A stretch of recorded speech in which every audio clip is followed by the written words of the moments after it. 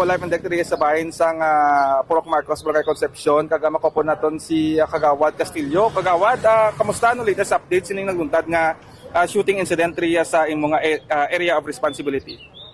Sir, mayong hapon gid sa taga Bumbok. Pagresponde namon kagaina, kaupod sa aton man nga mga BPATs, no? Ang pag-abot namon ang naptan namon ng biktima dito na sa sulod sang Purok Marcos, no? Nakita naton dito ang igo ya, tatlong igo ya sa liog ya, kag na diri sa may ulo, kag diri sa may sa itsura niya, no?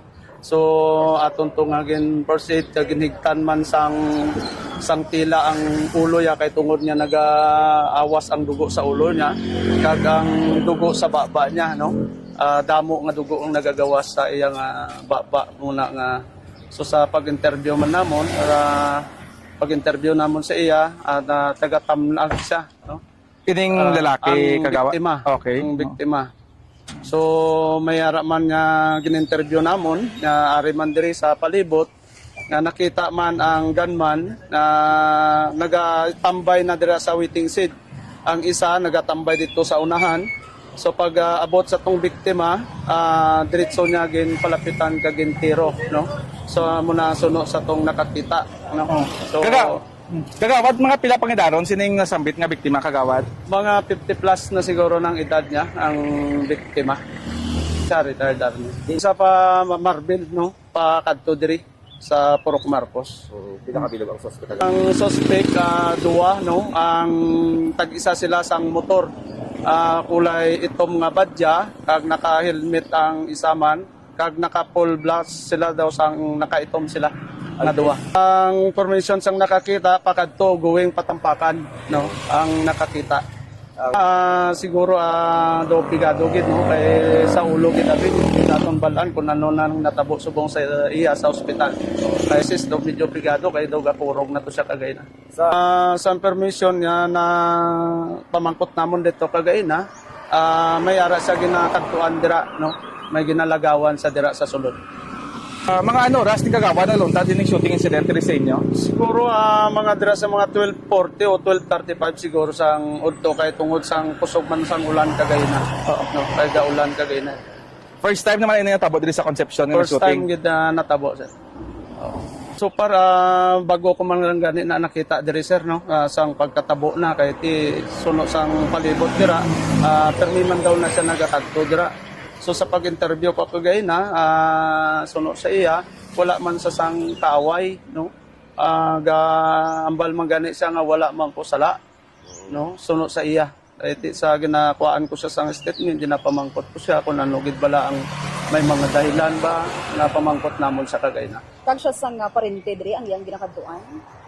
Munang hindi ko balaan man ba kay sunod da sa palibot daga bisita man daw siya dira sa area dira sa Purok Marcos. Mga pila na sa initially, Kagawad, pila ka lupok kag may na-identify nyo na kung ano nga armas tutang yung gamit sa krimen? Suno sa tong biktima kagaina, nag-istorya ko man siya, 5 kalupok pero 3 ang sumulod sa iyang puro sa ulo kag sa may itsura banda.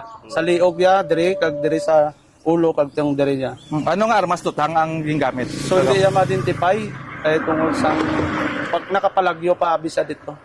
Atong 5. Walang kasuspek. So di in the Hulat na daw dito sa unahan. mensahe mo na lang, Kagawad, parting statement para tini magkabalaka mga residente diri sa Barangay Concepcion. Go ahead, Kagawad. Ang ako na sa POC man sa diri sa aton barangay, no, kag sa gunman o biktima man diri di man taga diri sa aton, ang natabo taga-tamnag ni siya nangayaw lang diri sa Purok Barangay Concepcion diri sa Purok Marcos, no. So di namon balaan kung pila na sa kaadlaw man diri. So sa mga katawan naton diri sa Barangay Concepcion, ang akon mensahe, di ta magkabalaka kay subong man lang ni natabo diri kay tungod sang siguro may ara nga both party sa ila nga magkasawa, no. Di naton balaan kung ano man ang mga aligasyon nila sa natabo.